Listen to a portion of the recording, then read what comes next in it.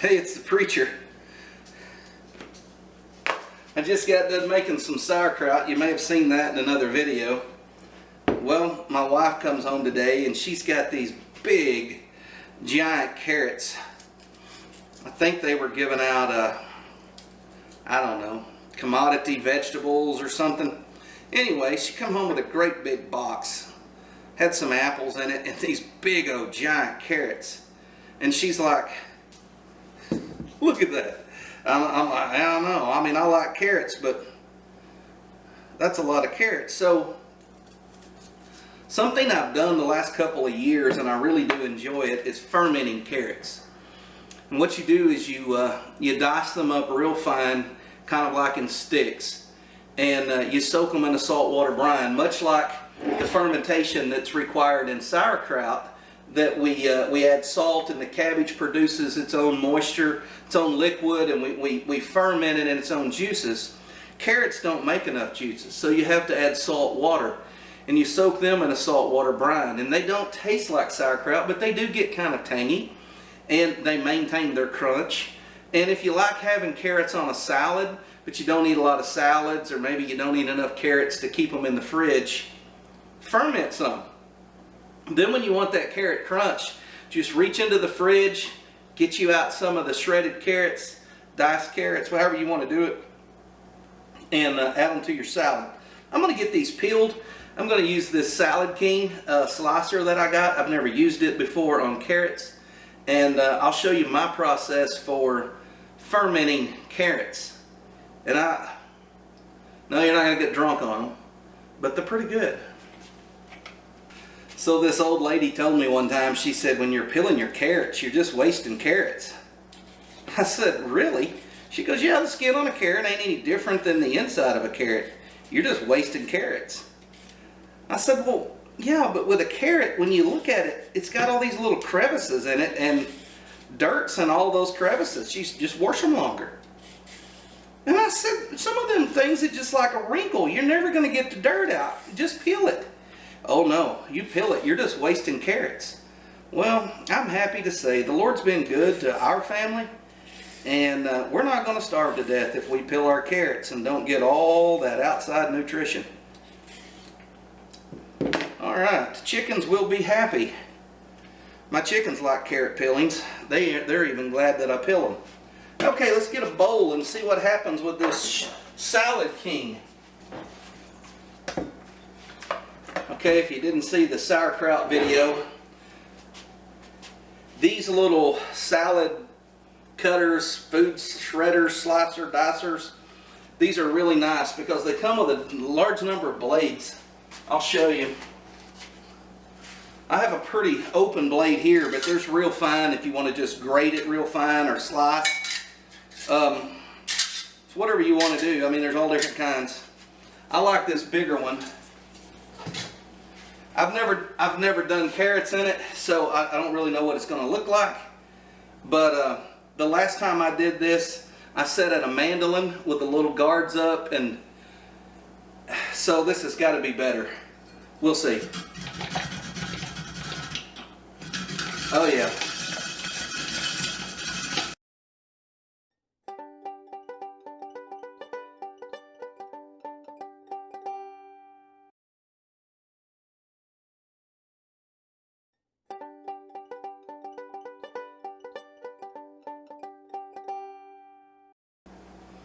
Alright, so there's what we end up with. I'll bring you around here and show you up close. Now let's get our brine together. Got them diced. Now it's time to mix up our brine, and this is what's going to ensure that the carrots ferment properly. This is important, just like we talked about when we made sauerkraut. Too much salt, you're going to prohibit the fermentation process and they rot. Too little salt and you're going to invite other bacteria to come in and compete with the lactobacteria. You may or may not get a good product. So the proper ratio here is 1 tablespoon per pint or 2 tablespoons per quart. I don't think I'll need more than a quart, but if I do, or more than a pint, but if I do, I'll mix up some more and add it. I use lukewarm water, or not lukewarm, just a little bit warm. The reason I do that is it helps the salt dissolve. This is sea salt. Everything I read said don't use iodine salt. I never really use it anyways. We always use that pink Himalayan salt or sea salt because we buy it in bulk. Let me find something to stir that with. So I'm just going to get this stirring around here. Get that dissolving. We'll stir it a couple times, make sure we get it all mixed up. I went out in the flower pots in the front yard and I grabbed some oregano. And I did a video on growing herbs in pots. And if you want to know anything about that, or you already know it all and you don't want to watch it, that's fine too. But what I did was I grabbed some oregano and some basil, and I'm just going to give this a rough chop, just so it gets distributed amongst our carrots. Then I grabbed some basil. That was oregano. This is basil. I grow them in the same pot. And the purpose of this is just so all your basil's not in one spot.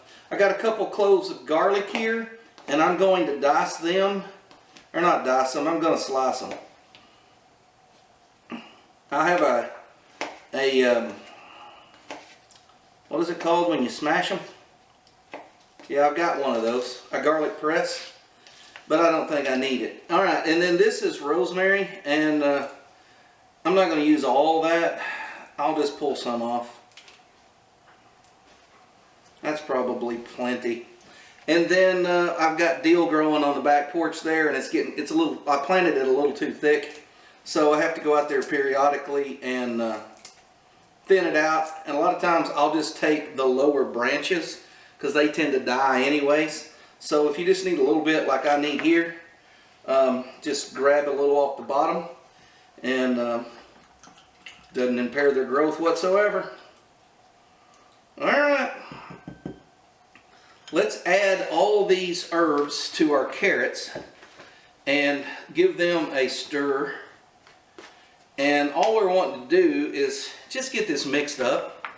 Get these herbs distributed. We're going to be putting them in a brine. The flavors will be able to mingle some. But when we start putting them in the jar, if you mix them now in this bowl, they kind of go into the jar mixed, and it's a whole lot easier on you, trust me. Alright, here's our half-gallon mason jar. Canning funnel.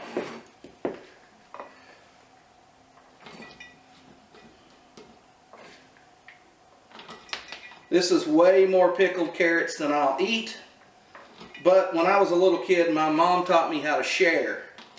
And so I'll be spreading these around. The thing about pickled carrots are you can keep them on the counter, and they'll sit there and just perk along, and when you think you've got them as tangy as you want them, they're as tangy as you want them to be, and they're not going to get like sauerkraut. I just don't know. They're a different vegetable for one thing.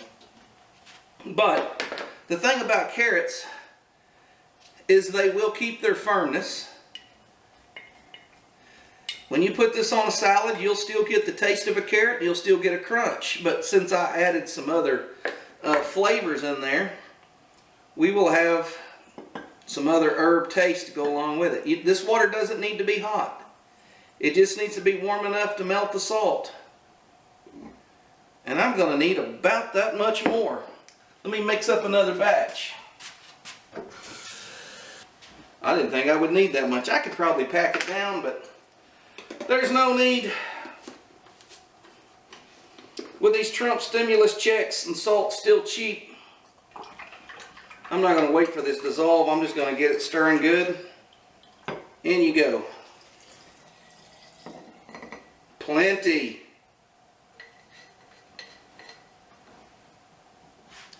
Alright, the jar is sterile. Everything is clean. You want to use clean utensils, clean jars, clean bowls. Now with all fermentation, the whole point is to keep everything submerged under the liquid. Anything that's above the liquid, other bacteria can reach it. The salt water is what prevents other bacteria from reaching your vegetables. So you need some kind of weight.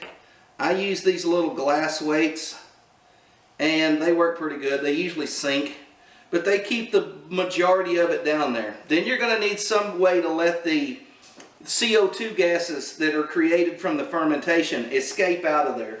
So we put on what I call a burper. I know what you're thinking.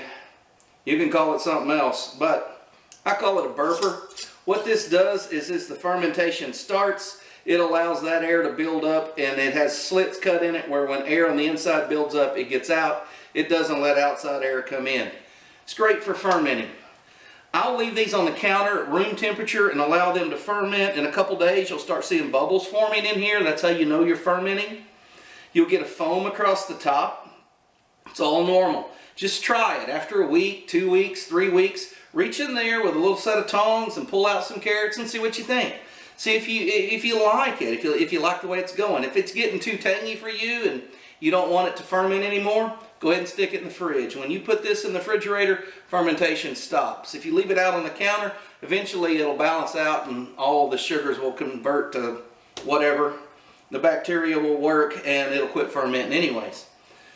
I usually store these in the fridge because this is sauerkraut. I eat it on warm stuff. Hot dogs, sausages.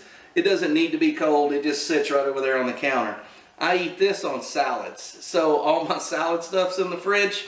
This goes in the fridge. How long do you need to leave it out? That's to your taste. How long will it take? That depends on humidity, temperatures, sunlight, all kinds of things. Where you live in the country, whether you hold one leg in the air or not, I don't know. There's tons of variables. Just try it. It's not going to hurt. It's not like you can try it too soon. If you ate it right now, you'd get a salty carrot. If you eat it a week from now, you wouldn't taste the salt as much as you'd taste the tang. As time goes on, it'll change. Some of these spices, some of these herbs that we've added in here, some of them will start to take on different flavors. They'll impart their flavor into it. Just try it. When you get it to about where you like it, or you say, that tastes really good, stick it in the fridge, work out of it in there. I don't know what else to tell you. Oh, we also made some pickled eggs here a while back. I keep these in the fridge. I've just had them sitting out here looking at them. Pickled eggs are not fermented eggs. These are in a vinegar solution. Unlike these that are salt water fermented, these are pickled in a vinegar water brine. I also did a video on this if you're interested in preserving eggs. I've made a gallon, this is a half gallon. I've made a gallon size, hold 2 dozen large farm eggs. Put them in my fridge, ate on them for 1.5 years. And the last eggs were no different than the first eggs. They kept just fine in the fridge for 1.5 years in a 1 gallon glass jar in this pickling solution. So if you want to keep eggs, that's a good way to do that if you don't mind them pickled. Anyways, thank you all for watching. I'll see you on the next video.